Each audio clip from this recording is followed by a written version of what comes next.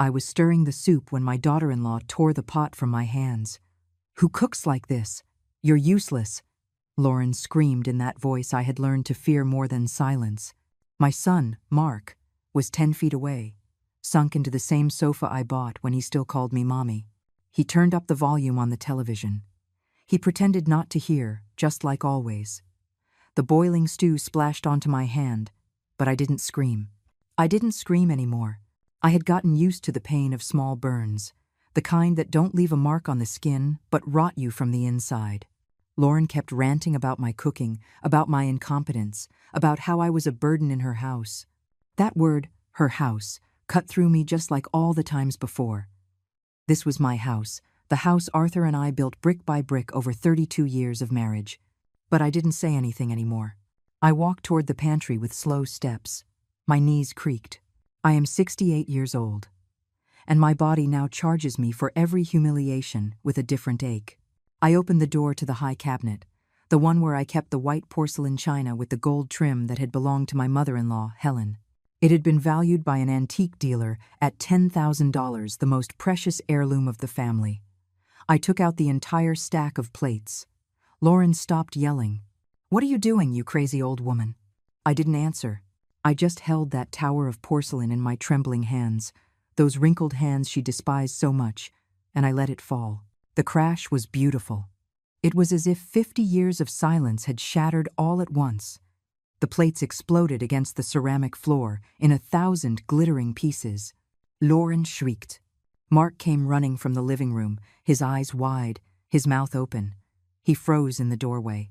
Amid the fragments of porcelain that now covered my kitchen floor like dirty snow, I looked him straight in the eye, those eyes that had once looked at me with a son's love. And I said, with a calm I didn't even recognize myself, "If nothing I do is good enough, then nothing matters anymore, does it?" The silence that followed was more terrifying than any scream, because my son, for the first time in 3 years, was afraid of me, and that was only the beginning of what was to come. If you want to know how a woman of almost 70 years old got back everything that was stolen from her, subscribe and follow this story to the end, because what I did next, nobody saw coming. But to understand that moment, to understand why I let $10,000 crash to the floor without blinking, I need to tell you how I got there. How I went from being Eleanor, the owner of my life and my home, to being a stranger in my own house. And believe me, what I discovered along the way was worse than any broken plate. It all started 3 years ago, on a Tuesday in October that smelled like crisp leaves and freshly brewed coffee. Arthur had died 6 months earlier, a massive heart attack while he was trimming the rose bushes in the garden. He fell among the flowers he loved so much, and I found him with dirt under his fingernails and an almost peaceful expression on his face. The man of my life was gone without a goodbye, leaving me alone in this 3-bedroom house in our quiet neighborhood, with $85,000 in savings and a hole in my chest that no amount of money could fill. Mark came to the funeral. He cried. He hugged me. He promised he would never leave me alone. For 2 months, he kept his promise. He called every week. He asked how I was, if I needed anything. I clung to those calls like a drowning person to a piece of wood. He was my only son, the baby who almost killed me during labor, the boy Arthur carried on his shoulders, the rebellious teenager who, at 20, tearfully apologized for giving us so many headaches. Then she appeared. Lauren. They arrived together on a Saturday afternoon, without warning. Mark was wearing a wrinkled shirt and had dark circles under his eyes that hung like curtains. She was wearing a tight, mustard yellow sweater and jeans that looked painted on. Perfect smile, impeccable nails, calculating eyes. "Mom, this is Lauren, my girlfriend." She offered me her hand with that smile I would later learn to hate. "A pleasure, Mrs. Eleanor. Mark has told me so much about you." I made coffee. I put out the donuts I'd bought that morning at the corner bakery. We sat in the living room. My living room, with the sand-colored denim furniture Arthur and I had picked out together 15 years ago. And Mark started to talk. His business had failed. "What business?" I asked. "An auto parts venture," he explained. He had invested all his savings with a partner, some guy named Greg. Now he was in debt, $40,000 in the hole. The bank was pressuring him. He needed a place to stay while he got back on his feet. Just a few months, Mom. I swear. Just until I find a job and can pay it back. Lauren placed her hand on Mark's. Her eyes were shining, but not with tears, with something I couldn't identify at the time. I'll look for work too, ma'am. We don't want to be a burden. We just need a break. I looked at them both. My son looked shattered, defeated, and I, idiot that I was, could only see the 7-year-old boy who used to run to hug me when he got home from school. Stay, I said. This is your home. Lauren smiled. Mark hugged me so tightly I could barely breathe. I didn't know I had just signed my own sentence. They moved in a week later, suit after suit, box after box. They took the master bedroom, my bedroom, the one I had shared with Arthur for 32 years, because it was bigger, and Mark needed space to work on his computer. I moved into the guest room. It faced the backyard, and got damp every time it rained. It's temporary, Mom, Mark said, as he arranged his clothes in the closet where his father's shirts still hung. 6 months later, they got married. A quick wedding at the courthouse, without telling me until 2 days before. We just want something intimate, ma'am, Lauren explained, using that syrupy voice she used when she needed something. Just us, you know, no complications. I went. I brought flowers. I cried silently as I watched them sign the papers, and they never left. Every time I asked when they would look for their own place, Mark changed the subject. Lauren would sigh deeply and comment on how difficult the economy was, how high the rents were, how much they appreciated my generosity. Generosity, that word she used like a whip, disguised as a caress. Little by little, the house stopped being mine. Lauren changed the curtains in the living room, the ivory-colored linen ones I had sewn myself for modern metallic gray ones. Yours were just so old, Eleanor. They needed an update. She moved the furniture. She took down the photographs of Arthur and me from the wall and replaced them with abstract paintings she bought at a cheap market. We have to modernize this place, don't you think? It looks like we're living in the 90s. I kept quiet. I swallowed my pride. I told myself they were just material things, that what mattered was having my son close. But it wasn't just that. Lauren started imposing rules. Schedules for me to shower. You use too much hot water, and the bill is expensive. Restrictions in the kitchen. It's better if I cook, ma'am. You're too old for all that effort. Bans on using the living room when they had guests. It's just that you smell a little old. No offense. And Mark? Mark looked the other way. He buried himself in his phone. He would leave to go to the store right when I started to complain. Don't complicate things, Mom, he'd tell me when I managed to catch him alone. Lauren just wants order in her house. Her house. Those 2 words left me breathless the first time I heard them come from my son's mouth. And so, 3 years passed. 3 years of becoming invisible in my own home. 3 years of washing their clothes by hand because the washing machine uses too much electricity. 3 years of eating alone in the kitchen while they ate dinner in the living room watching Netflix. 3 years of listening to Lauren criticize every single thing I did, from how I swept to how I breathed. And I endured it. Because he was my son. Because I was afraid of being completely alone. Because at 68 years old, the world outside seemed scarier than the hell inside. Until I found the papers. And I discovered that what I thought was hell was barely the entryway. The small humiliations are the ones that hurt the most, not the big ones. You see those coming. You prepare. You defend yourself. It's the little ones. The ones that arrive disguised as concern or help that eat away at you from the inside until one day you look in the mirror and no longer recognize the woman looking back. Lauren was an expert at those. It all started with the alarm clock. Every morning, at 6 o'clock sharp, she would rap on my door with her knuckles. 3 dry, authoritarian knocks. Mrs. Eleanor, time to get up. Breakfast doesn't make itself. At first, I thought it was just for a couple of days, but it became a routine, a ritual, an obligation. I would get up, my body aching.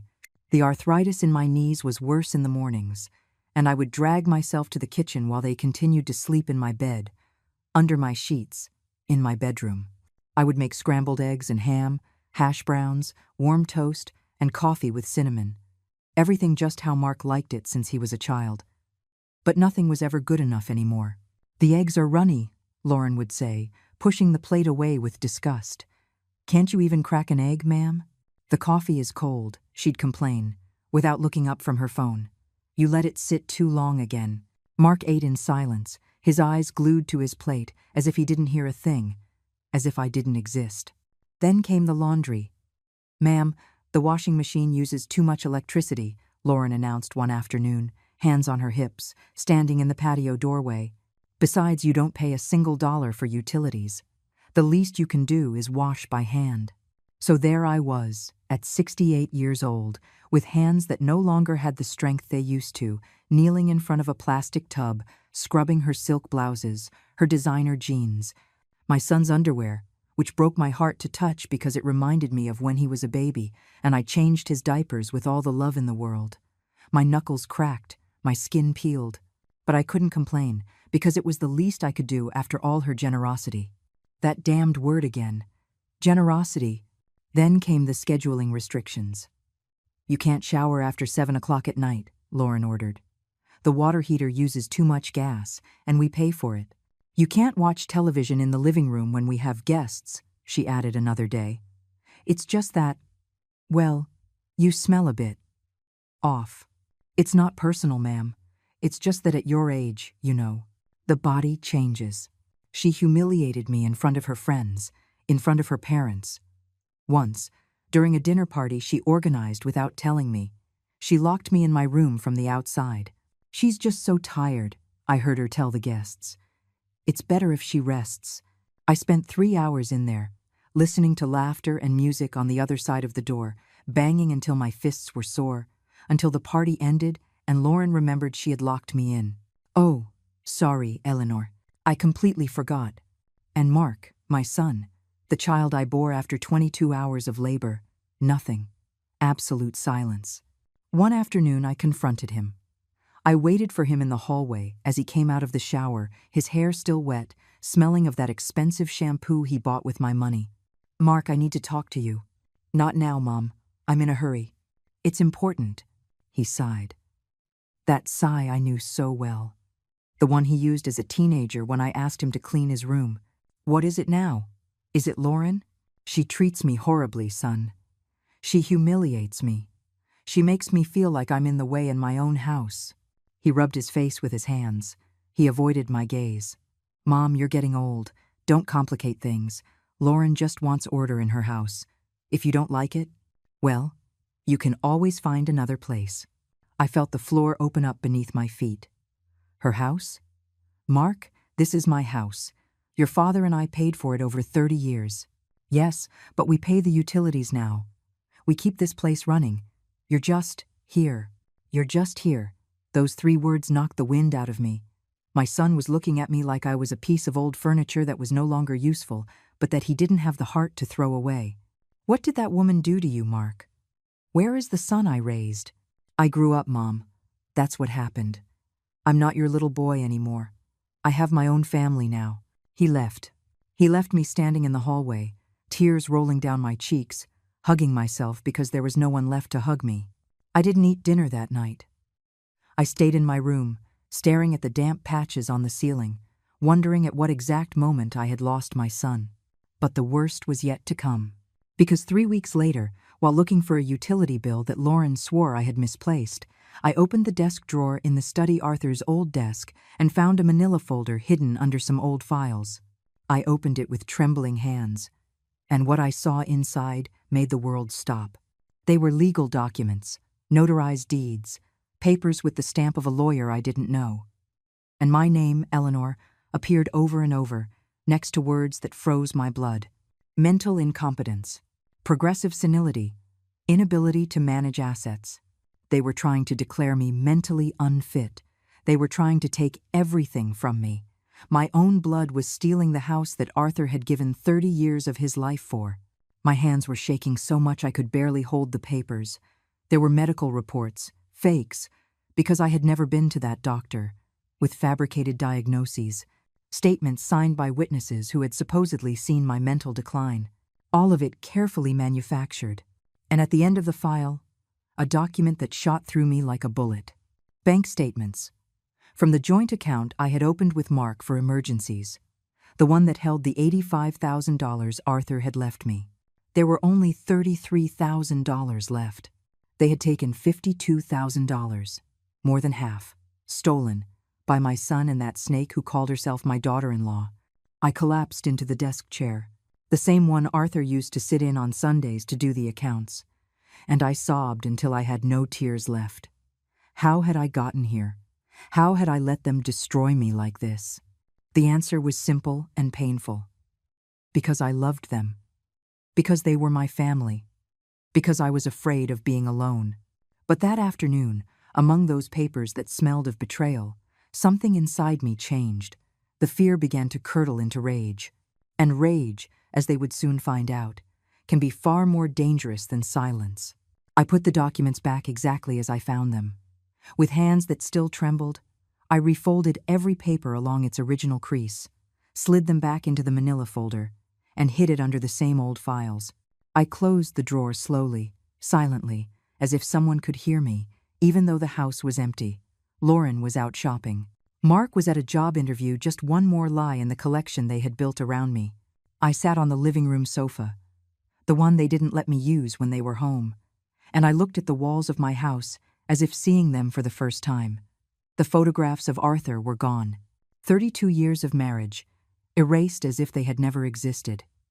In their place, soulless paintings that Lauren had bought on clearance. $52,000. The number circled my mind like vultures circling prey. It was more than money.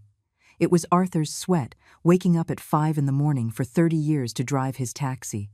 It was the nights I'd stayed awake, sewing for other people, to save up the down payment for this house. It was every dollar saved, every luxury denied, every sacrifice made with the promise that one day we could rest. And my son, my own blood, had stolen it while forcing me to wash his laundry by hand. But that wasn't the worst part. The worst part was the paperwork to declare me incompetent, to legally erase me, to turn me into a ghost in my own life. I closed my eyes. I took a deep breath. And in that moment, I made a decision that would change everything. I would not give them the satisfaction of seeing me destroyed. For the next few days, I became a consummate actress. Every morning, I got up at 6, made breakfast, and endured Lauren's insults with my head held high. I washed the clothes, I mopped the floors, I made myself small, invisible, harmless. But inside, I was planning. I needed help. I couldn't face this alone. And there was only one person in the world I could trust completely. Caroline, my first cousin. 71 years old, pure steel fiber wrapped in elegance. A retired lawyer from Atlanta with 3 successful children and 0 tolerance for nonsense. We had grown up together, shared dolls and youthful secrets. She was the only real family I had left. I called her on a Tuesday afternoon, when Lauren left for her yoga class, another thing she paid for with my money, and Mark was God knows where. "Cousin? What's wrong? You haven't called in months." And then I broke down. I told her everything. The humiliation, the insults, the stolen money, the false documents. Every word came out between sobs I could no longer contain. 3 years of pain condensed into a 20-minute phone confession. There was a silence when I finished. A silence so heavy, I thought the call had dropped. "Caroline? I'm here." Her voice sounded different, cold, dangerous. "And you're just going to let that snake take what Arthur built with his sweat? You're going to let your son, my nephew, rob you and erase you as if you're worthless? I don't know what to do." "Well, I do. Listen to me, Eleanor. Those documents are worthless without your signature and a formal hearing. Nothing. But if we don't act now, they will forge your signature or pressure you until you break. Do you understand me?" I nodded, though she couldn't see me. "You need a lawyer. Today? Right now. I don't have money for. I have contacts. A colleague from law school who specializes in these cases. I'm going to call him right now. But, Eleanor, listen to me. You have to be strong. You hold all the power here. The house is in your name. The money is yours. The problem is, you've believed their story that you're useless." Her words hit me like a necessary slap in the face. "It's time you remember who the hell you are, cousin. You are Eleanor. The woman who raised a son while her husband worked 12 hours a day. The one who built a home from scratch. The one who survived the death of her life partner. You are not the useless old woman that bitch wants you to believe you are. Something ignited inside me. A small, fierce spark. What do I have to do?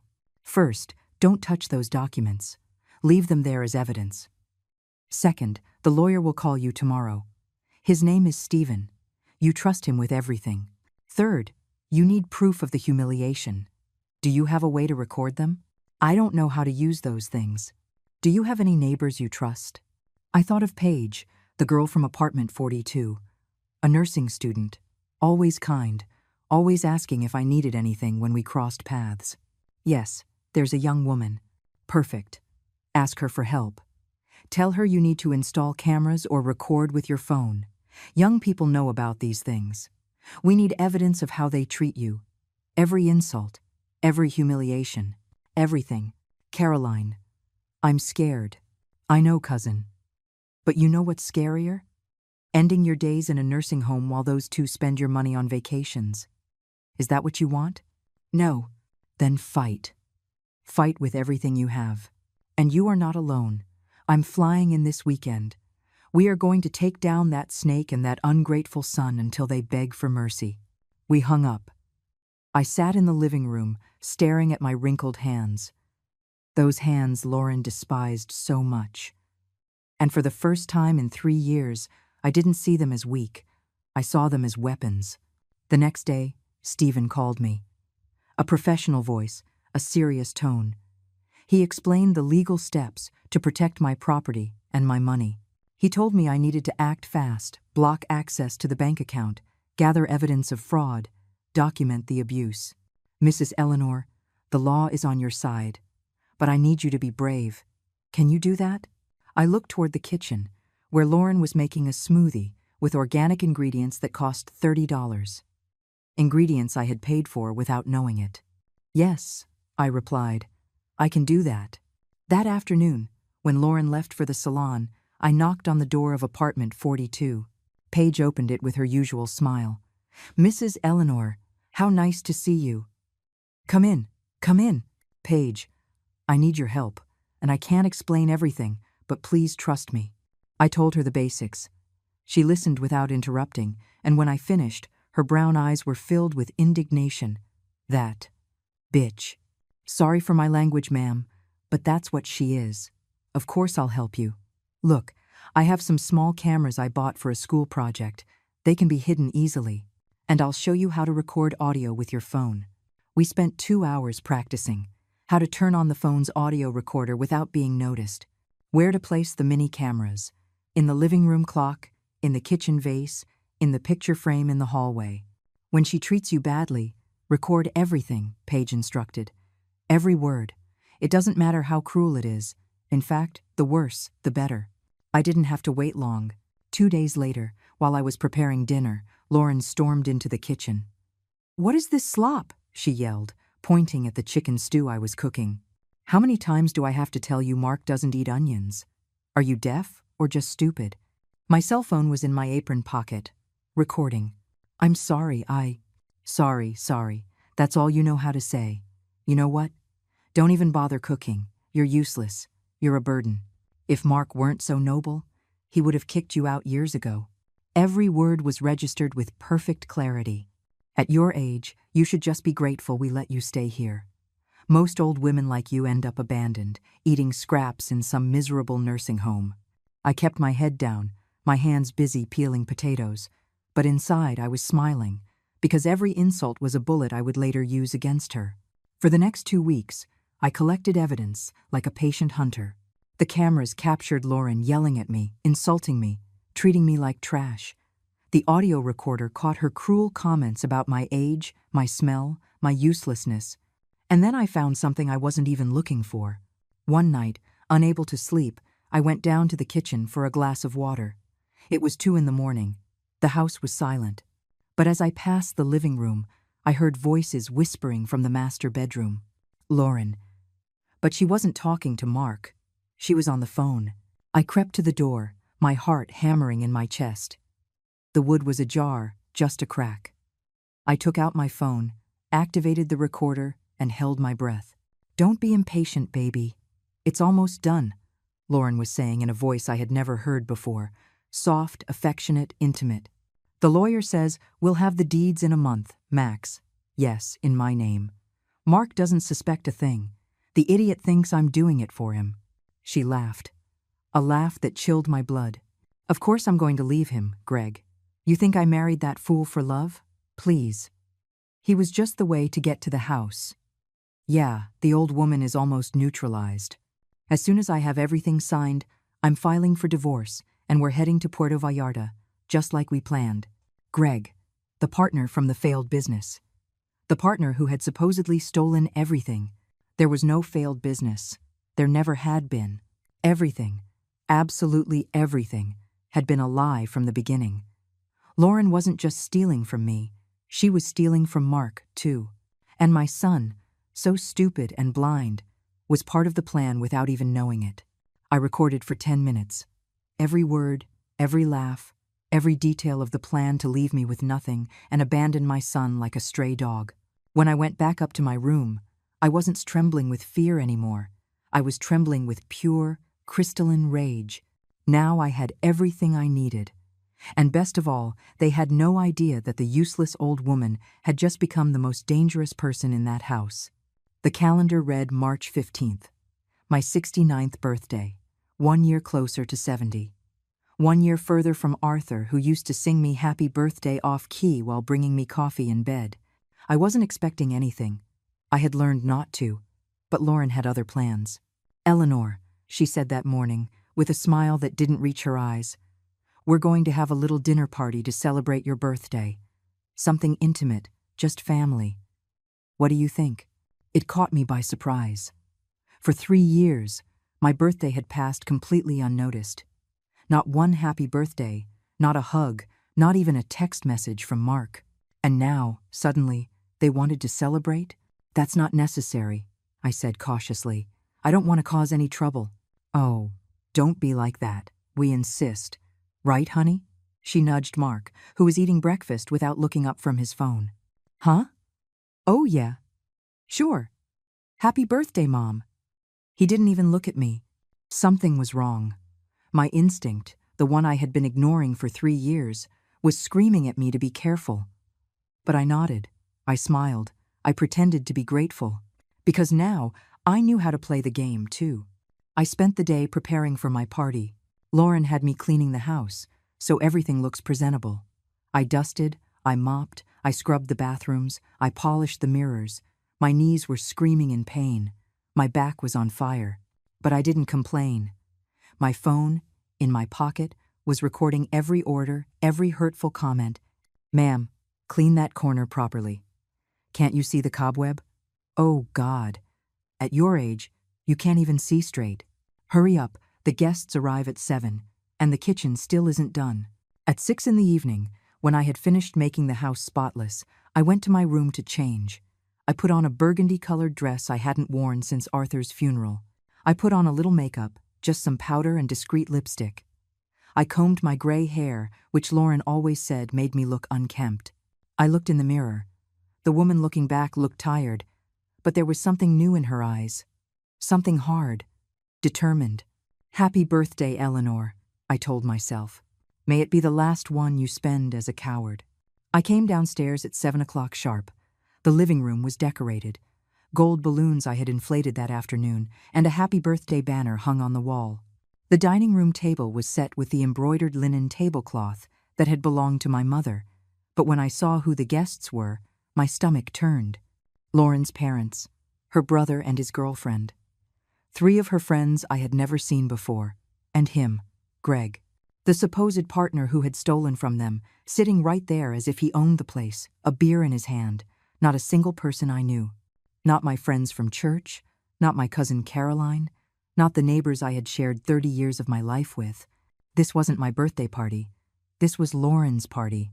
I was just the excuse. "There's the birthday girl," Lauren announced in a sing-song voice, pointing at me as if I were a circus animal. "Come, everyone. Come say hello." They surrounded me with fake hugs and empty congratulations. Lauren's father, a heavy-set man who smelled of cheap cigars, clapped me on the back. "Many happy returns, ma'am." 69. Wow, my own mother didn't even make it to 65. What a lovely sentiment. We sat down to dinner. Lauren had ordered food from an expensive restaurant, pasta, gourmet salads, artisan bread, all paid for with the money they had stolen from my account. I sat at the head of the table, the least important spot, while Lauren presided like a queen from my chair at my dining table in my house. Mark was beside her, smiling uncomfortably, pouring wine for the guests. "A toast," Lauren's father announced, raising his glass. "To Mrs. Eleanor, who's lucky enough to have such a dedicated daughter-in-law to take care of her in her old age." Everyone laughed and toasted. I held my glass of water. They hadn't poured me any wine and forced a smile. "Yes, it's such a blessing," Lauren's mother, a thin woman with too much makeup, chimed in. "At her age, so many women end up all alone, abandoned by their families. It's a miracle that Mark and my daughter took me in. As if I were a homeless person they had rescued from the street. No one mentioned that it was my house, that I had taken them in when they arrived with nothing." The dinner continued with laughter and stories that didn't include me. They talked about trips, restaurants, future plans. I was just another piece of furniture in the room, invisible, irrelevant, until Lauren made the announcement. She tapped her glass with a knife to get everyone's attention. They all fell silent. She stood up, beaming, with that perfect smile she had perfected. "Well, since we're all gathered, Mark and I want to share some exciting news." My son stood up too, taking her hand. "We're going to completely remodel the house," Lauren announced, spreading her arms wide, as if presenting a project on TV. "New bathrooms, a modern kitchen, hardwood floors, everything. We already have the budget, and we start next month." Applause. "Congratulations, how exciting, that's wonderful." No one asked my opinion. She continued, pointing to the walls of the living room. "We're going to throw out all these antiques that Eleanor has stored away. Old furniture, old photographs, that porcelain china that nobody uses. It's all going. This house looks like a museum from the 70s. Laughter, murmurs of approval. I felt like I was choking. Those antiques were my life. Every photograph was a memory of Arthur. Every piece of furniture, a story. The porcelain china had belonged to 3 generations of women in this family. "Excuse me," I said, my voice barely a whisper. "Those things have sentimental value. You can't." "Oh, Eleanor," Lauren interrupted, turning to me with that expression of false patience I hated so much. "At your age, you have to learn to detach from material things. Besides, we need the space. You can't live in the past forever." Lauren's brother let out a laugh. "It's true. My grandma was the same way. Kept her ripped underwear because it had sentimental value." More laughter. I sank into my chair, my cheeks burning with humiliation. Then Greg, that damned Greg who whispered filthy things to my daughter-in-law while my son slept, raised his glass. "Well, I toast to Lauren and Mark, to the perfect couple who knows how to modernize an old house. An old house. Like me." "And we should be thankful," Lauren added, looking directly at me, her eyes full of venom disguised as honey, "that Eleanor is being so understanding. At her age, many end up in a nursing home, eating mush and watching TV all day. But she's lucky enough to be here, with us, being part of the family." An uncomfortable silence fell. Some guests looked away. Others smiled nervously. But no one defended me. And Mark, my son, my only son, just stood there, glass in hand, avoiding my gaze. "Well?" said Lauren's father, breaking the tension. "Where's the cake?" Lauren clapped her hands. "Ah, yes, I got a special one. Mark, help me." They went to the kitchen. The guests resumed their conversations. I sat in my corner, a knot in my throat so large I could barely breathe. They returned with a small cake, more fitting for a child than someone turning 69, with candles lit. They placed it in front of me. "Time to sing," Lauren ordered. They sang Happy Birthday, off-key, quickly, without enthusiasm, like people fulfilling an annoying obligation. "Make a wish, Eleanor." I looked at the candles. I looked at the faces around me, strangers, all of them. I looked at my son, who finally met my gaze for a second before looking away. And in that moment, something inside me broke for good. It wasn't just pain. It was rage. Burning, indignant rage. But I said nothing. I just closed my eyes, made a wish they could never imagine, and blew out the candles. Tepid applause. Lauren cut the cake. A tiny sliver for me, generous slices for everyone else. We ate in an uncomfortable silence. By 10 o'clock at night, the guests started to leave. Goodbye hugs. Happy birthday, ma'am. Take care. You're in good hands. When the last one left, Lauren collapsed onto the sofa with a dramatic sigh. Ugh, so exhausting. Mark, clean this up while I go take a shower. My son obeyed like a trained dog, collecting dirty plates, glasses, and crumpled napkins. I sat in my corner, looking at the remains of my birthday party, which hadn't been mine at all. Mark walked past me, carrying plates to the kitchen. He said nothing. No additional happy birthday. No, I hope you had fun. Nothing. I went up to my room, my legs heavy, my heart heavier. I took off the burgundy dress and hung it in the closet. I sat on the bed, that squeaky twin bed, so different from the king size in my bedroom that they now occupied, and I took out the photograph of Arthur I kept in the nightstand drawer. Forgive me, I whispered to the black and white image of my husband, smiling in his taxi driver's uniform. Forgive me for being so weak, for letting them trample on everything we built together. Tears fell on the glass of the picture frame, distorting his face. But no more, my love. I swear it. No more. I put the photograph away. I took out my cell phone. I checked the day's recordings. Every disguised insult, every public humiliation, all of it perfectly documented. Then I dialed Caroline's number. She answered on the second ring. Cousin? What is it? It's almost 11. Caroline, I said, my voice firm, no tears left. I need you to come tomorrow, not the weekend. Tomorrow. What happened? What happened is that I'm done collecting evidence. What happened is that I have everything I need. And what happened is that today, on my 69th birthday, they humiliated me for the last time. There was a pause.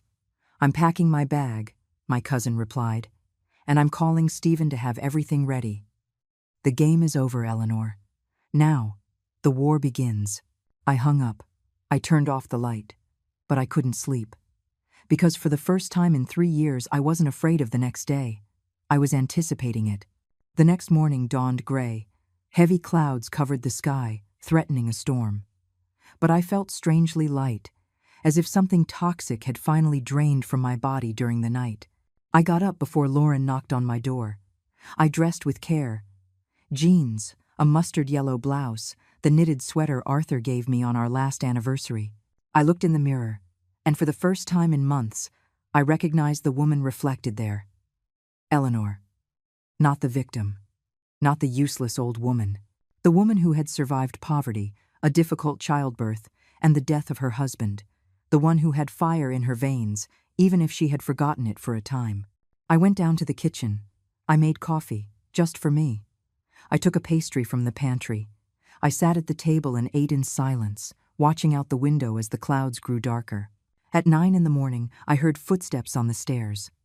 Lauren appeared in sweatpants and a t-shirt, her hair in a messy ponytail, yawning. Good morning, I said calmly. She looked at me, surprised. You already ate? And what about us? I haven't made it yet. Her eyes narrowed. I'm sorry, I said. I haven't made it yet. If you want breakfast, the kitchen is right there. The silence that followed was delicious. Lauren just stood in the doorway, her mouth slightly open, processing what she had just heard. It was probably the first time in 3 years I hadn't jumped to obey her. Are you feeling sick, Eleanor? She asked in that syrupy voice she used before an attack. I feel perfectly fine, thank you. Then I don't understand why. Because I am 69 years old and my knees hurt. Because yesterday I cleaned this entire house for your party. Because I'm tired. And because, honestly, you both have 2 perfectly functional hands. Lauren's eyes lit with barely contained fury. She opened her mouth to respond, but just then, the doorbell rang, loud, insistent, as if someone was ringing with urgency. Are you expecting someone? Lauren asked suspiciously. Yes. I got up from the table calmly, walked to the front door, and opened it. There stood Caroline, 71 years of pure elegance wrapped in a sand-colored pantsuit, short hair perfectly styled, gold-rimmed glasses, a rolling suitcase at her side. She looked like a lawyer even on her day off, because that's what she had always been, a woman who took nonsense from no one. "Cousin," she said, with a smile that didn't reach her eyes. "Caroline." We hugged tightly. She smelled of French perfume and determination. "Who is it?" Lauren called from the kitchen, peeking around the corner with a sour look on her face. Caroline entered, dragging her suitcase, looking my daughter-in-law up and down with an expression that could freeze lava. "I'm Caroline, Eleanor's cousin, a lawyer. And you must be Lauren, Mark's wife, the owner of this house." "Oh, what a mistake." Caroline let out a dry laugh. "The owner? Interesting, because according to the deeds I reviewed with the notary yesterday, the only owner of this property is Eleanor, widow of Arthur. But hey, maybe you have information I don't."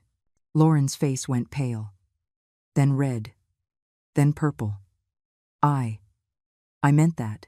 Don't worry. I know exactly what you meant." Just then, Mark came down the stairs, rubbing his eyes. "What's all this noise? Mom? Who? Aunt Caroline?" "Mark, it's been a long time, nephew." Her tone was ice. "The last time we saw each other was at Arthur's funeral. 3 years. Not one call, not one visit." Mark swallowed hard. "We've just been busy with robbing your mother." "Yes, I heard." Absolute silence. Lauren took a step forward. "Excuse me? Who do you think you are, coming in here?" "I'm the cousin who is going to make sure you pay for every dollar you stole from Eleanor, and every humiliation, every insult, every day of abuse." Caroline took her cell phone out of her purse. "Do you want me to play the recordings now, or would you prefer to keep pretending?" Lauren's eyes went wide. "Recordings? What are you talking about?" "About the 27 audio recordings where you insult my cousin. About the videos where you treat her like garbage. About the phone conversation where you tell your lover, Greg, that you're going to leave Mark as soon as you get the house in your name." Mark staggered as if he'd been punched. "What? Greg? What is she talking about?" Lauren turned white as a sheet. That's a lie. This old woman is making it up. Want me to ask your husband if it's a lie?" Caroline pressed a button on her phone. Lauren's voice filled the living room. "Don't be impatient, baby. It's almost done. The lawyer says we'll have the deeds in a month, max. Yes, in my name. Mark doesn't suspect a thing. The idiot thinks I'm doing it for him." I watched my son fall apart. Literally. He collapsed onto the stairs, his hands in his hair, breathing in ragged gasps. "Of course I'm going to leave him, Greg. You think I married that fool for love? Please. He was just the way to get to the house." "Turn it off," Mark whispered. "Please, turn it off." Caroline stopped the recording. The silence that followed was so thick you could cut it with a knife. Lauren tried to recover. "That's taken out of context." "I never." "I have the full 10-minute audio," Caroline interrupted. "Want me to continue?" "I also have the bank statements showing the $52,000 you withdrew from Eleanor's account, and the false documents you prepared to have her declared incompetent." Should I go on? No one spoke. I stood next to Caroline, my arms crossed, watching the castle of lies they had built crumble brick by brick. Mark lifted his head, looking at Lauren. There were tears in his eyes. "Is it true? Is all of it true?" Lauren opened her mouth, closed it, searched for words she couldn't find. "Answer me," my son screamed, getting to his feet. "Is it true?" "Mark, if you just let me explain." "Answer me." "Yes," she finally exploded. "Yes, it's true. Happy? Happy to know you were used? Because that's what you are, Mark. A means to an end. A useful idiot who—" The slap echoed through the house. Mark had slapped Lauren. His hand was trembling. I had never seen him so furious. "Get out," he said, his voice cracking. "Get out of this house right now." "This house is mine too," Lauren spat, her cheek red. "We're married. I have rights." "This house," I said, speaking for the first time since Caroline arrived, "was never yours, and it never will be." And if you are not out of it in the next 5 minutes, I am calling the police and pressing charges for fraud, theft, and elder abuse." Lauren looked at me with pure hatred. "This isn't over. I'm going to sue you. I'm going to." "Go ahead," Caroline said with a sharp smile. "Please do. That way, I can present all this evidence in an official court setting. The judge will love the videos of you insulting a 69-year-old woman in her own home." Lauren trembled with rage. She looked at Mark, searching for support. My son turned his back on her. "You're a coward," she spat at him. "Just like your mother. 2 pathetic cowards." 3 minutes, I said, unflinching. Lauren stormed up the stairs. We heard her opening drawers, throwing things, cursing. 15 minutes later, she came down with 2 suitcases, her hair a mess, her eyes blazing with fury. "This isn't over," she hissed, before walking out and slamming the door. When the sound of her heels faded, Mark collapsed. He fell to his knees in the middle of the living room, sobbing like a child. "Mom, I didn't know. I swear, I didn't know about Greg. Or the documents. The money. I just thought. I didn't move. I just looked down at him. This son who had betrayed me, who had let me be humiliated for 3 years, who had chosen silence over defending me." "You thought what, Mark?" I asked calmly. "You thought it was okay for her to treat me like trash? You thought I deserved to sleep in the guest room while you took my bedroom? You thought washing your clothes by hand at 69 years old was fair? I'm an idiot, a coward. You're right, I didn't defend you. I watched her humiliate you, and I did nothing. Forgive me, Mom. Please." Tears streamed down his face. He seemed sincere, destroyed, broken. But I had been destroyed and broken too, and no one had come to help me. "I don't know if I can forgive you, Mark," I said finally. "I don't know if I can ever forget that when I needed you most, you abandoned me. That you chose that woman over your own mother. I know. And I hate myself for it. But just give me one chance. Just one chance to fix it." Caroline put her hand on my shoulder. "The decision is yours, cousin." I looked at my son, 38 years old, kneeling on the floor, crying like the boy he once was, and I felt something strange in my chest. It wasn't forgiveness. Not yet. But maybe it was something like the possibility of forgiveness. Someday, maybe. "Get up," I said, "and listen to me. From now on, things are going to change in this house. This is my house. You are here because I allow it. And if you want to earn back even a shred of my trust, you are going to have to work very, very hard." "Anything," he sobbed. "Anything, Mom. First, you're going to get a job. Today. Not tomorrow. Today. Second, you are going to pay back every single dollar you stole from my account. I don't know how, but you will. Third, you are going to therapy because you have serious problems you need to fix." He nodded frantically. Yes, anything you say." "And fourth," I added, my voice softening, "you are going to help me get back the house your father and I built. You are going to take down those horrible paintings Lauren put up. You are going to hang Arthur's photographs back up. You are going to bring the soul back to this place. I will. I promise you, I will." I don't know if I believed him. Honestly, in that moment, I didn't know if I would ever fully believe my son again, but at least he had taken the first step. And I had gotten my voice back. The days that followed were strange, like waking up from a long nightmare to find the world still spinning, but everything looked different, sharper, more real. Caroline stayed with me. We moved her suitcase into the master bedroom, my bedroom, which I finally reclaimed while Mark moved into the smallest room, the one facing the backyard. He was no longer the king of the house. He was barely a tolerated tenant. And I needed things to stay that way for a time, because even though Lauren was out of the house, the legal battle was just beginning.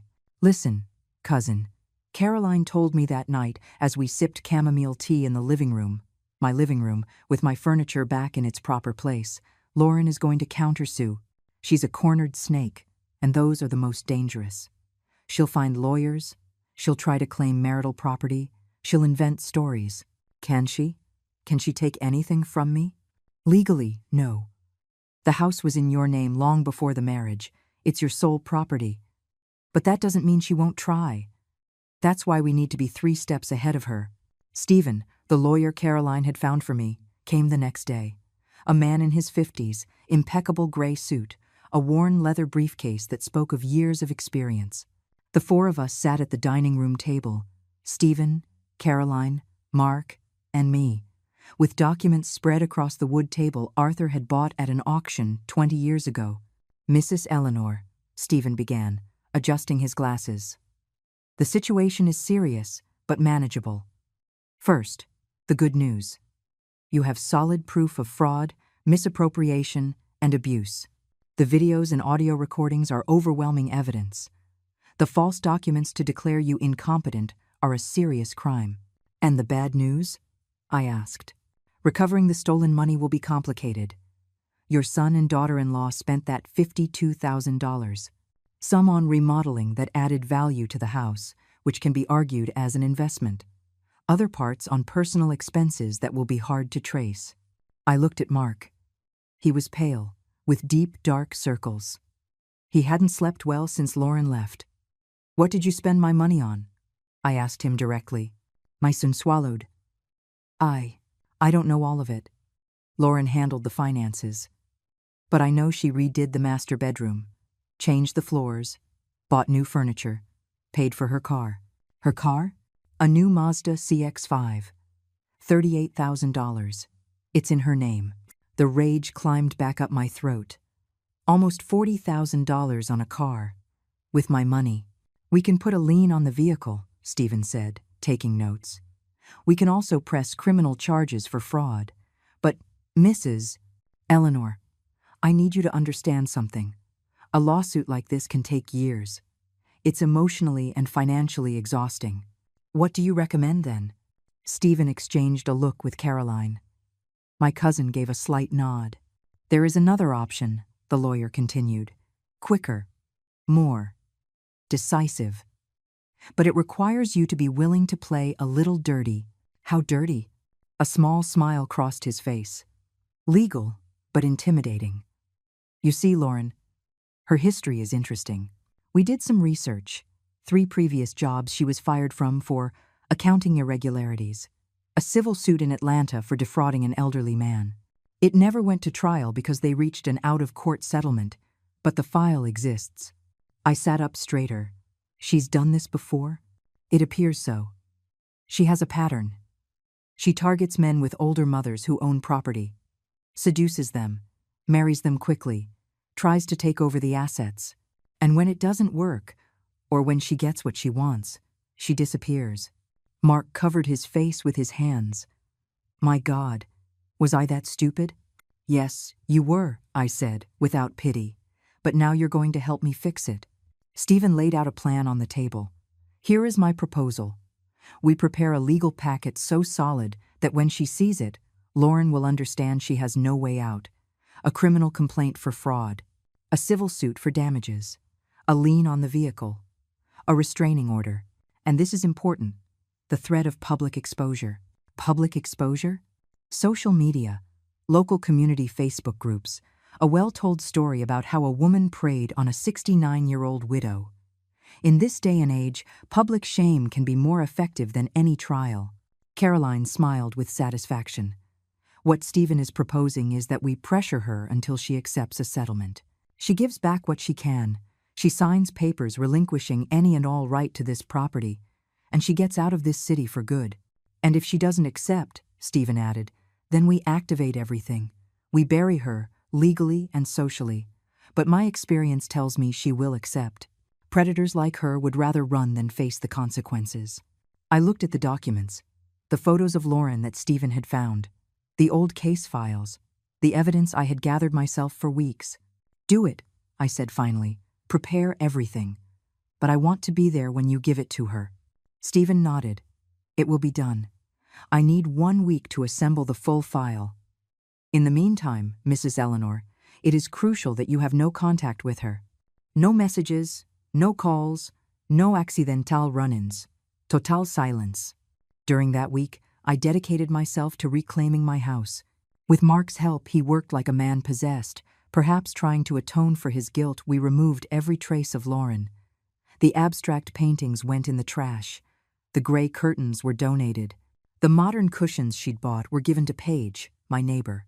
We rehung the photographs of Arthur, my husband, smiling with his impeccably clean taxi, the two of us in Florida, on our honeymoon. Mark as a baby in his father's arms, the family we had been. "I'm sorry, Dad," Mark whispered as he hung a photograph in the living room. "I'm sorry I let them erase your memory from this house." I said nothing. I just kept cleaning. We reclaimed my bedroom. We took out the expensive furniture Lauren had bought, with my money, and put back the cedarwood bed that Arthur had built with his own hands, the antique dresser that had been my mother's, the ivory-colored knitted bedspread that took me 6 months to finish. Every object that returned to its place felt like reclaiming a piece of my soul. One afternoon, while organizing the dresser drawers, I found something that stopped me cold. A navy blue velvet box, hidden under some sweaters. I opened it with trembling hands. Inside were my jewels, the ones I thought I had lost, or that Lauren had thrown away. The pearl necklace Arthur gave me on our 20th anniversary. The small, gold and ruby earrings that had been my grandmother's. The engagement ring I no longer wore because my arthritis swelled my fingers. Lauren had hidden them, probably planned to sell them or keep them. I called Mark. "Look at this." My son turned pale when he saw the jewelry. I didn't know she. "How many things didn't you know, Mark? How many times did you just not want to see?" He crumpled onto the bed, his head in his hands. "Every day I discover something new. Every day I realize how blind I was. How could I have been such an idiot?" For the first time since Lauren left, I felt a flicker of compassion for my son. He had been a victim, too, manipulated, used, but that didn't erase what he had done to me. "Mark," I said, sitting beside him, "I want you to understand something. Lauren may have tricked you. She may have manipulated you. But when she was humiliating me, when she was insulting me, when she treated me like trash, you were standing right there. You were aware. You were awake. And you chose to do nothing. I know. I don't know if I can ever fully forgive you for that. Honestly, I don't. But if you want even a chance, you have to earn it. With actions, not words. I'll do whatever it takes, Mom. I swear. Then start by finding a job. A real one. No more excuses." He nodded, and to my surprise, he followed through. 3 days later, he got a job at a hardware store. It wasn't much a sales associate, $800 a month, but it was a start. I watched him leave that first morning in his orange uniform, carrying a lunchbox I had packed for him, and for a second, I saw the 28-year-old boy who had worked at a gas station to pay for college. Maybe all was not lost. On Friday of that week, Stephen called. "It's all ready, Mrs. Eleanor. The complete file. When do you want to deliver it to Lauren? Where is she now?" "Renting an apartment in a different neighborhood. She's living with Greg, her lover. He has a record too, by the way. Minor fraud, bad checks." "Of course," I said. "Snakes always flock together. I want to deliver the papers in person. I want to see her face when she realizes she's lost." "Mrs. Eleanor," Stephen's voice was cautious. "I don't know if that's a good idea. These situations can become volatile. I'll go with Caroline. And you. I won't be alone. But I need to do this. Do you understand?" There was a pause. "I understand." "Then let's schedule the meeting for Monday. In my office. Neutral ground. I'll tell her it's to negotiate the divorce. That will get her to come." I hung up the phone. Caroline was watching me from the sofa with a proud smile. "Ready for the final round?" "More than ready," I replied. "It's time for Lauren to learn that a 69-year-old woman can be far more dangerous than she appears." And so, with my heart beating strong and steady, I prepared for the moment I had been waiting for, the moment the hunter would become the prey. Monday dawned clear, as if even the sky knew something important was about to happen. I dressed with care. A pair of tan slacks and a terracotta-colored blouse. Comfortable, closed-toe shoes. The pearl necklace I had recovered. Nothing flashy, but not the defeated old woman Lauren expected to find either. I looked in the mirror. The woman reflected there had dark circles. I hadn't slept well, but her eyes shined with something that had been missing for 3 years, pure determination. "Ready?" Caroline asked from my bedroom doorway. She too was impeccable in a pearl gray pantsuit, her leather briefcase under her arm. Ready. Mark was waiting for us in the living room. He had insisted on coming. It's my responsibility too, Mom. I need to be there. I didn't argue. Maybe it was time for my son to see the consequences of his decisions face to face. Stephen's office was downtown, on the third floor of a restored historic building. We arrived 20 minutes early for the 10 o'clock meeting. Stephen received us in his personal office, a large room with floor-to-ceiling bookshelves and an antique mahogany desk. Lauren confirmed her attendance. He informed us while pouring coffee. She's coming with Greg, and probably some cheap lawyer she managed to find. How solid is our case? I asked. Stephen smiled with the quiet confidence of a man holding all the winning cards. Mrs. Eleanor, our case isn't just solid, it's airtight. We have audiovisual evidence, bank records, witnesses, her criminal history. If this goes to trial, she'll be destroyed. And she knows it. Then why did she agree to come? Because she still thinks she can negotiate, manipulate, get something. Con artists always think they're smarter than everyone else. At 10 o'clock exactly, the receptionist buzzed. My heart leaped. I took a deep breath. Caroline squeezed my hand. The secretary opened the door to the conference room, an adjacent room, with a long glass table and black leather chairs, and they walked in. Lauren looked different, thinner, with dark circles poorly concealed by makeup. Her hair was pulled back in a high ponytail that made her look harsher. She was wearing tight jeans and a champagne-colored silk blouse, probably bought with my money. Beside her walked Greg, a man in his 40s with a scruffy beard, a wrinkled shirt, and the smile of a used car salesman. And behind them, a short man in a poorly fitting suit carrying a worn-out briefcase, the cheap lawyer Stephen had predicted. When Lauren saw me, something flickered across her face. Surprise? Fear? Rage? I couldn't tell. But she definitely wasn't expecting me. What is she doing here? She asked in a high-pitched voice, pointing at me as if I were a cockroach. It's her house we're discussing, Stephen replied calmly. She has every right to be present. I thought this was to negotiate the divorce between Mark and me. Oh, it is. But it's also to discuss several other matters. Please, have a seat. They sat on the opposite side of the table. Lauren avoided looking at me. Greg watched me with barely disguised contempt. The cheap lawyer took out a notepad and a pen. We sat on the other side, Stephen in the center, Caroline to his right, me to his left, and Mark beside me, like a tribunal.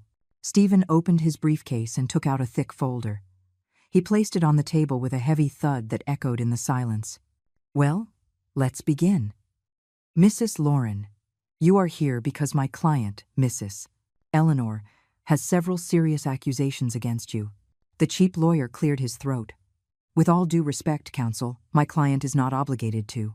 Your client, Stephen interrupted, his voice like steel, committed fraud, misappropriation, elder abuse, and conspiracy to commit patrimonial fraud. If she doesn't want to hear what I have to say, she is free to leave. But if she does, we will be pressing criminal charges this afternoon. Would you like to leave? Silence. Good. Let's continue.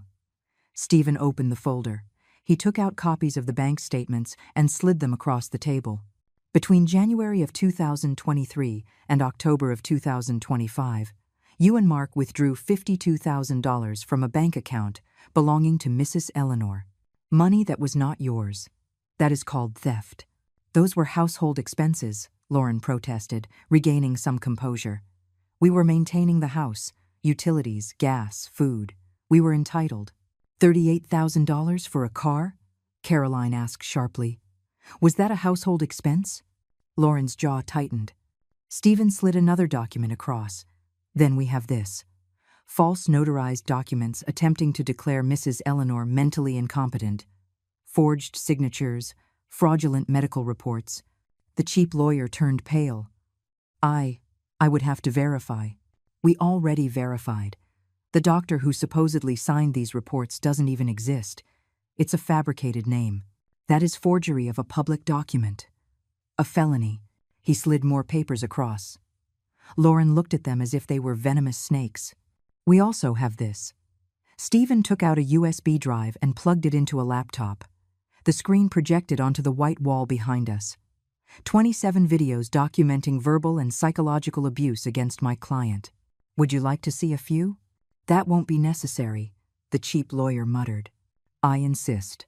Stephen pressed play. Lauren's voice filled the room. Who cooks like this? You're useless. At your age, you should just be grateful we let you stay here. Video after video. Insult after insult. Humiliation after humiliation. Lauren's face got redder with every second. Greg shifted uncomfortably in his chair. The cheap lawyer was taking frantic notes. When it finished, the silence was deafening. Elder abuse, Stephen said, closing the laptop. Another felony. And finally, he took out the last recording. The phone call. No, Lauren whispered. You can't. Oh yes, I can. He pressed play. Don't be impatient, baby. It's almost done. Mark tensed beside me. Even though he'd heard it, hearing it again, out loud, seemed to destroy him all over again. Mark doesn't suspect a thing. The idiot thinks I'm doing it for him. Greg sank in his chair, avoiding everyone's gaze. Of course I'm going to leave him, Greg. You think I married that fool for love? Please. He was just the way to get to the house. When the recording ended, Lauren was shaking. With rage or fear, maybe both. That recording is illegal, she spat. You can't use it in. In this state, Caroline interrupted with a smile. One party to a conversation can legally record it without the other's consent if they have reason to believe they are protecting themselves from a crime. And my cousin had many reasons. Stephen closed the folder. Now, Mrs. Lauren, let's do the math. We have patrimonial fraud, document forgery, elder abuse, and conspiracy. If this goes to trial, you are looking at a minimum of 5 to 10 years in prison. The cheap lawyer swallowed hard. Counselor, perhaps we can reach an agreement. Oh, absolutely. That's why you're here. My client is willing to not press criminal charges if the following conditions are met. He took out a new document. He read it aloud. 1. Immediate return of the Mazda CX-5, which will be sold, with the proceeds returned to Mrs. Eleanor's account. 2. Signing of a voluntary divorce, claiming no assets from Mark or Eleanor. 3. A restraining order. You will not come within 500 yards of either of them. 4. A payment of $10,000 for moral damages. And 5. You will leave this city immediately. Lauren exploded. That's ridiculous. I'm not agreeing to that. The alternative, Stephen said, his voice calm but lethal, is that we turn this entire file over to the district attorney today. We will also be moving forward with public exposure. Social media, local news, community groups. A story about how a woman preyed on a vulnerable senior. We've already prepared the press release. We just have to hit send. Lauren went pale. In this digital age, public shame could be worse than jail. She looked at Greg for support. He avoided her gaze. The coward. Her voice broke. I don't have $10,000. Then get it, I said, speaking for the first time. All eyes turned to me. Sell whatever you have. Ask your family. I don't care. But you either pay me or you go to jail. We stared at each other across the table. Predator and prey. But now, the roles were reversed. You have until Friday, Stephen added, to sign all the documents and deliver the money. Otherwise, we activate the full legal process. It's not fair, Lauren cried. I just wanted. What? I asked, my voice hard. To rob me? To take my house? To destroy my family? To humiliate me every single day? Which of those things did you just want to do?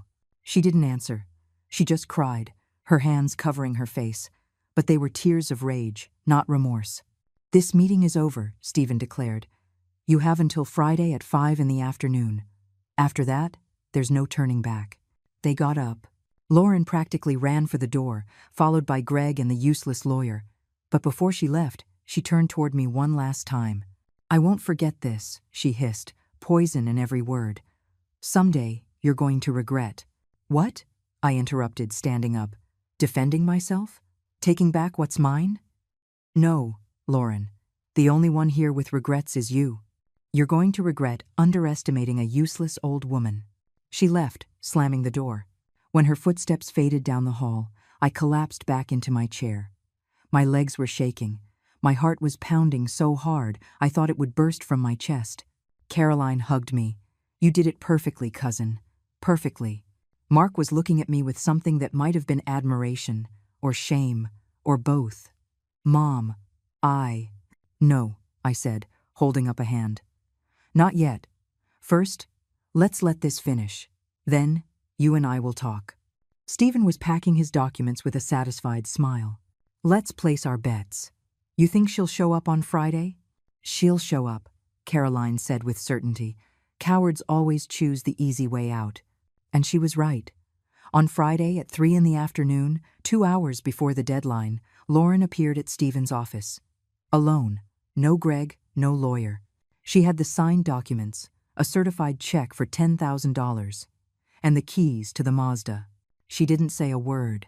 She just put everything on the desk, signed the final divorce and restraining order papers, and left.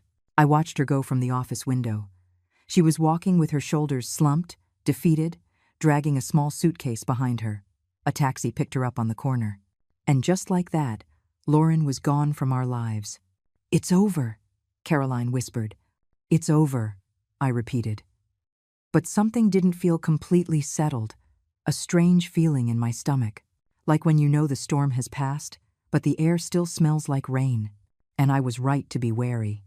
Because 3 days later, I would discover that Lauren hadn't been the only snake in my house. There was another, closer, more painful, and that betrayal would hit me in a way I never saw coming. 3 days after Lauren signed the papers, life began to return to a pace that was almost normal. Almost. Mark was still working at the hardware store. He left early, came home tired, ate dinner in silence, and shut himself in his room. We barely spoke. The wound between us was still raw, even if it wasn't gushing. Caroline had stayed 2 weeks longer than planned. "Just to make sure everything is in order," she'd say. But I knew the truth. She was still afraid to leave me alone. Afraid I'd fall back into that pit of silence and submission. I wasn't going to fall. Not ever again. It was a Wednesday afternoon. Caroline had gone to the market to buy ingredients for dinner. Mark was at work. I was in the living room, sewing a button on one of my blouses. Those small domestic tasks I used to do on autopilot, I now performed with a strange, reclaimed sense of peace. The doorbell rang. I set my sewing aside and walked to the door. I looked through the peephole. A man I didn't recognize. Gray suit, navy blue tie, briefcase in hand. Looked professional. I opened the door cautiously, leaving the security chain on. "Yes? Mrs. Eleanor? Who's asking?" "My name is Alberto. I'm a notary public." He held up an ID, showing it to me through the crack. "I'm here on behalf of Stephen. I need you to sign some final documents related to your daughter-in-law's case." Something felt wrong. Stephen hadn't mentioned any additional documents. "Can you wait a moment? I'm going to call Stephen to confirm." The man smiled. "Of course. That's the smart thing to do." I closed the door and dialed Stephen's number. He answered on the 3rd ring. "Mrs. Eleanor? Is everything all right? There's a notary at my door. He says he's from you, with documents to sign." Silence on the other end of the line. But not a normal silence. An alarmed silence. "What's his name?" "Alberto." "Mrs. Eleanor, I did not send any notary. Do not open that door. Do not sign anything. Do you hear me? Call the police right now." My heart dropped. "What?" "It's a trap. Lauren is trying something. Lock the deadbolt, don't leave the house, and call 911. I'm on my way." He hung up. With trembling hands, I turned the deadbolt. I ran to the living room window and peeked out carefully. The notary wasn't alone anymore. There was a car parked in front of my house, a gray sedan. And inside, in the driver's seat, was Greg, and next to him, Lauren. I backed away from the window, my breath coming fast. What were they planning? To force their way in? To steal something? To hurt me? I dialed 911 with shaky fingers. 911, what's your emergency? There are suspicious people outside my house. They tried to trick me, pretending to be a notary. I think they're trying to get in. I gave my address. The operator told me a patrol car was on its way. But then I heard something that froze my blood. A key turning in the lock. I stood paralyzed. How did they have a key? And then I remembered. Lauren had lived here for 3 years. She must have made copies. The door opened, or tried to. The deadbolt I had just thrown held it fast. I heard cursing from the other side. "Open the door, you old hag," Lauren screamed. "This is my house. You have papers that belong to me." "You're violating the restraining order," I shouted back. "The police are on their way." "I don't give a damn about the police. You're going to pay for what you did to me." Heavy thuds on the door. Kicks. They were trying to break it down. I ran to the kitchen. I grabbed my cell phone and started recording. Everything. The screams. The pounding. The evidence. "Greg, break the door down." Lauren was ordering, completely unhinged. More thuds. The wood was groaning. The frame was splintering. Then I heard sirens. The patrol cars arrived just as the false notary managed to break the lock. The door flew open, and there they stood, all 3 of them, frozen in the doorway, with 4 police officers pointing their weapons at them. "Hands up, now." Greg put his hands up immediately, a coward to the end. The false notary tried to run, but an officer tackled him. Lauren just stood there, pure hatred in her eyes, staring at me. "This isn't over," she hissed. "Ma'am, step back," a policewoman, large and in her 40s, ordered. "You are in violation of a restraining order. This house is mine. That old woman stole it from me." "The house has been registered to Eleanor since 1993, another officer said, consulting his dashboard computer. "You have no legal right to this property." They handcuffed all 3 of them. Lauren was screaming, kicking, spitting insults that would make a sailor blush. Greg was silent, head down. The false notary was trying to negotiate. "Officer, this is just a misunderstanding. I was just. You were impersonating a public official. That's a federal offense." I was still recording everything. Every second, every word. As they put them in the patrol cars, Lauren looked at me one last time through the window. "I hope you die alone and forgotten, you fucking old hag." The cars sped off, sirens wailing. I collapsed onto the living room sofa, trembling from head to toe. The cell phone nearly fell from my hands. 10 minutes later, Stephen arrived, disheveled and tieless, as if he'd run from his office. "Are you okay? Did they hurt you?" I'm fine. Just scared. This is incredibly serious. Violating a restraining order, breaking and entering, impersonation. Lauren is not getting out of this one. What's going to happen now? "Now," he said, "she goes to prison. And not for a few months. For years." Caroline arrived soon after, carrying grocery bags, her face pale. "Paige called me." "What happened?" I told her everything. My cousin hugged me so tight I could barely breathe. "It's over, Eleanor. This time, for real. That woman is never going to bother you again." That night, Mark came home from work to find the door splintered and a house full of police officers taking statements. When I explained what happened, he turned white. "Mom, if anything had happened to you, if you hadn't locked the deadbolt." "But I did," I said. "I've learned how to protect myself, son. Something I should have done 3 years ago." In the following weeks, the legal process moved quickly. Lauren was formally charged with fraud, forgery, elder abuse, violation of a restraining order, and breaking and entering. Greg as an accomplice, the false notary for impersonation. All 3 were sentenced. Lauren, 7 years in prison. Greg, 5 years. The false notary, 3 years. The day of the sentencing, I was in the courtroom, with Caroline by my side, with Stephen representing me, and with Mark, my son, who was finally, on the right side. When the judge read the sentence, Lauren looked at me from the defendant's box. There was nothing left of the confident, manipulative woman who had entered my home 3 years ago. There was only a defeated criminal in an orange jumpsuit. I didn't feel joy, not even full satisfaction. Just relief, deep, absolute relief. We walked out of the courthouse under a clear sky. Caroline took my arm. "How do you feel?" "Like I can finally breathe." Mark was walking quietly behind us. I waited for him. We stopped on the sidewalk. Mom, I can never apologize enough for. I know, I interrupted. And you're right. It will never be enough.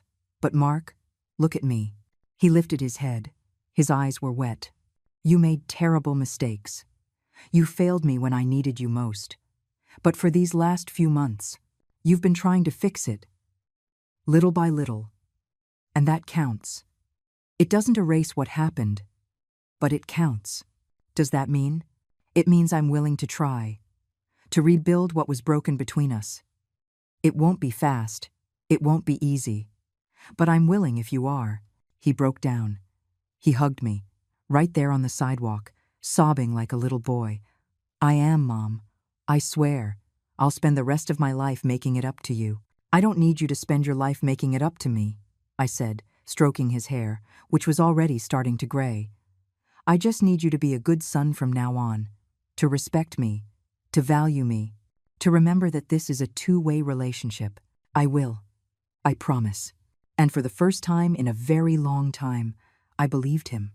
That night, back at home, my home, reclaimed, clean of snakes, Caroline made a special dinner. Red chicken chili, just like in the old days. Fresh sourdough bread and cornbread.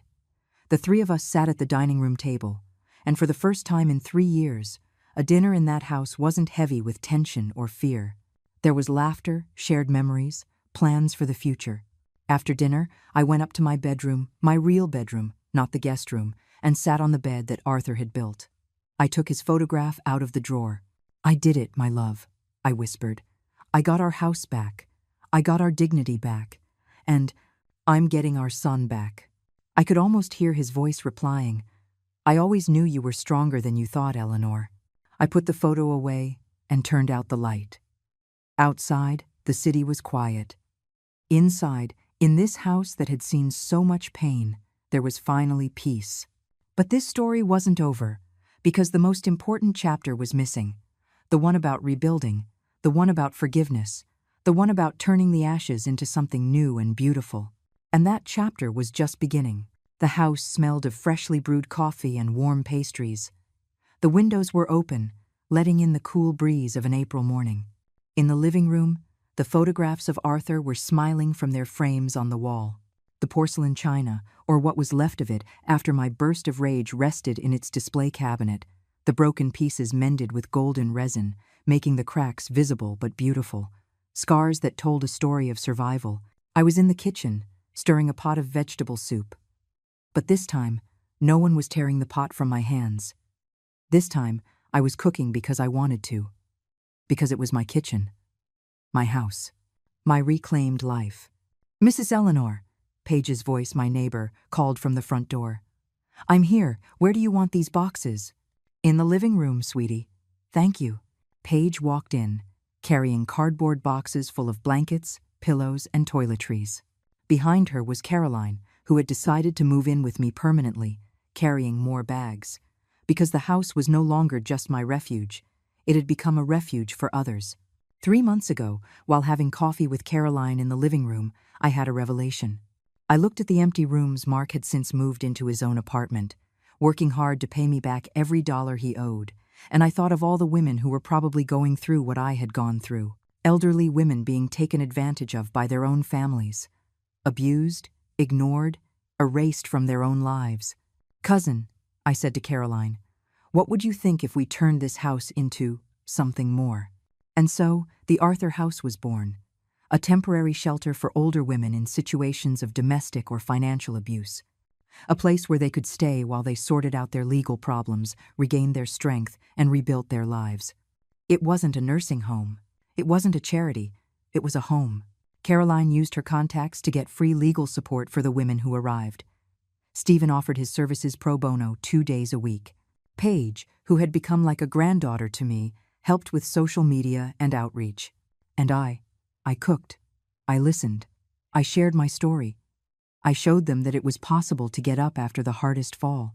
In 6 months, we had helped 14 women.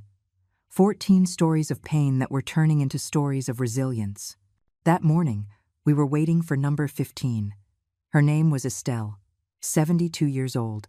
Her son and daughter-in-law had put her on the street after selling her house, which was actually Estelle's house, and keeping the money. Stephen was on her case. The doorbell rang at 10 o'clock sharp. I opened the door. There she was. A stooped woman in a sweater that was far too large, a small patched suitcase in her hand, and eyes that had cried so much they looked dry. "Mrs. Estelle?" She just nodded. "Please, come in. This is your home now." Her eyes filled with tears. "Really? Really?" I led her inside. I showed her to her room clean, with windows that overlooked the rose garden I had replanted, with fresh sheets and a knitted blanket. Nothing fancy, but dignified. Welcoming. "This is, for me? For you. For as long as you need." She sat on the bed and finally, truly, cried. She cried the way I had cried so many times. She cried with that deep, racking sob of someone who has carried pain for too long. I sat next to her and took her wrinkled hand, so much like my own. "I went through this too," I said softly. "I also thought there was no way out, that I was too old, too weak, too useless. But I wasn't, and neither are you. But my son, I know. It hurts more when it's your own blood. But Estelle, listen to me. You are worth more than what they made you believe. And you are not alone. Not anymore." That afternoon, we held a meeting in the living room. The 5 women currently staying at the Arthur house sat in a circle. Estelle, still shy, joined us. One by one, they shared their stories. Susan, 66 years old, whose daughter had stolen her sewing business. Beatrice, 70, abused by her son-in-law, who blamed her for all his marital problems. Celia, 63, whose drug-addicted son stole her pension check every month. Different stories, but the same pain, the same betrayal, the same feeling of being invisible. "And what did you do?" Estelle asked, her voice trembling. "We fought back," Susan answered with pride. "With help from Stephen, I got my workshop back. And now my daughter doesn't even dare come near me. I got a restraining order against my son-in-law," Beatrice added. "My daughter had to choose. She chose him. It hurts, I won't lie. But at least now I have peace. And I," Celia said with a tired smile, "put my son in rehab, forcibly. It was the hardest thing I've ever done. But if I hadn't, I'd be dead. Or he would be." Estelle looked at them with something that was beginning to look like hope. Do you really think I can too?" "We don't think it," I said firmly. "We know it. Because we lived it, and because we are here to help you." The months that followed were healing, not just for the women who passed through the Arthur house, but for me, too. Every story I heard, every legal victory we celebrated, every time I saw a woman reclaim her dignity, it felt like I was healing a piece of my own wound. Mark came to visit me every Sunday. He brought flowers. Sometimes he helped with repairs around the house. He'd learned basic carpentry from online videos. Little by little, conversation by conversation, the chasm between us grew narrower. One afternoon, while he was fixing a patio door, he stopped and looked at me. "Mom, do you think you'll ever be able to forgive me? Completely?" I thought before answering. "I don't know, Mark. There are some things that can't be forgotten. But," I paused, choosing my words, "I'm learning that forgiveness doesn't mean forgetting. It means deciding not to let the past control your present. And, does your present include having me in your life?" "Yes," I said, after a moment. "But on different terms. I'm no longer the mother who lets herself be trampled for fear of losing her son. I'm the mother who respects herself. And if you want to be in my life, you have to respect that." "I do. I respect it. And I admire you, Mom. What you did, what you're doing with this house. It's incredible." I felt something warm in my chest. It wasn't the blind, unconditional love of before. It was something more mature, more real. "Thank you, son." 1 year after Lauren was sentenced, the Arthur house had become a fixture in the community. Articles in the local paper, an interview on the state radio, donations from local businesses, more volunteer lawyers. We had helped 37 women, 37 lives reclaimed, and every single one of them reminded me why it had been worth it to fight. why it had been worth it to smash those porcelain plates in a fit of desperate rage. Why it had been worth it to record every insult, every humiliation, every moment of pain. Because from the deepest pain can come the greatest strength. One December afternoon, just before Christmas, I was in the garden, watering the roses, when Caroline came out, phone in hand. "Cousin, you need to hear this." It was a voicemail. From a young woman, her voice thick with tears. "Mrs. Eleanor, you don't know me. My name is Patricia. I heard your interview on the radio. My grandmother. She's going through something just like you did. Her own children are trying to take her house. I don't know what to do. I don't have money for lawyers. But when I heard you speak, I thought maybe you could help us. Or at least tell us where to start, please. My grandmother is 74 years old, and she's losing faith. But your story gave her hope. And it gave me hope, too." I stood there, the hose dripping onto my shoes, tears streaming down my cheeks. "Are you going to call her?" Caroline asked. "Of course I'm going to call her, and I'm going to help her, just like someone should have helped me when I needed it most." That Christmas was different from all the others. We decorated the Arthur house with colored lights, a big tree in the living room, and garlands on every window. The 6 women currently living with us helped make dinner. Tamales, fruit punch, roasted turkey, and apple walnut salad. Mark came with his new girlfriend, a genuine, hard-working woman who treated me with respect from the first moment. Paige brought her family. Stephen stopped by with his wife and kids. The house, this house that had seen so much pain, so much abuse, so much darkness, was now overflowing with laughter, hugs, and light. After dinner, while everyone was talking in the living room, I went up to my bedroom. I took out Arthur's photograph. I held it to my chest. "Look what we did, my love," I whispered. "This house we built together. It's saving lives now. I wish you could see it." I could almost feel his smile, his pride, his love, which had never really left. I walked back down the stairs. On the landing, I paused to look at the scene in the living room. Women of all ages, laughing together, sharing stories, finding family in unexpected places. And I realized something. I had lost a lot. 3 years of my life, $52,000. The innocence of believing blindly in family. Part of my relationship with my son. But I had gained, too. I had gained a strength I never knew I had. A purpose I never imagined. A chosen family not of blood, but of spirit. And above all, I had gotten myself back. The Eleanor who existed before fear and loneliness convinced me to accept crumbs when I deserved a feast. I came down the last step and entered the living room. All eyes turned to me. "A toast?" Caroline suggested, raising her glass of punch. "Yes," I said, taking mine. "I want to say something." The room fell silent.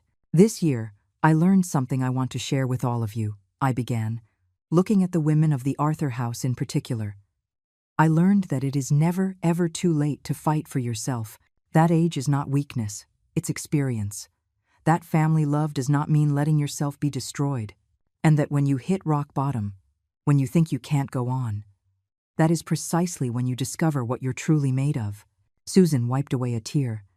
Beatrice nodded vigorously. Estelle, who had been with us for 3 months and whose case was moving forward, smiled for the first time since she arrived.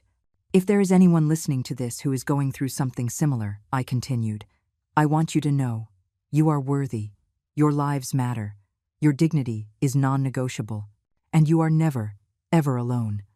There are always hands ready to help. You just have to be brave enough to ask." "Cheers," Caroline shouted. "Cheers," we all replied. The sound of glasses clinking filled the room. And in that moment, looking at all these women who had found strength in their scars, I knew I had found my true purpose. It wasn't just to live. It was to live with dignity, with strength, with the certainty that I deserved respect, and to help others discover the same. That night, after everyone had gone and the house was quiet, I sat on the back porch. The stars were bright. The air smelled of damp earth and roses. And for the first time in years, maybe decades, I felt completely at peace. Because I had learned the most important lesson. True wealth isn't in what you own, it's in what you refuse to let anyone take from you. Your dignity, your worth, your voice. And those things, once you get them back, nobody, absolutely nobody, can ever take from you again. Final thought. If this story touched your heart, if it struck a chord with you, let me know in the comments where you're watching from. Have you gone through something similar? Do you know someone who needs to hear this? Because these stories aren't just entertainment. They are reminders that we can rise up, that we deserve respect, that it is never too late to take back what is ours. And if today, someone is making you feel small, invisible, or useless, remember, Eleanor. Remember that a 69-year-old woman brought down an empire of lies with nothing but courage and determination. If she could do it, so can you. Give this video a like if it inspired you. Subscribe to the channel for more stories of women who refuse to give up, and share this with someone who needs to remember their own power. Because dignity has no age, and true strength doesn't shout. It simply stands up, and it never, ever kneels again. End.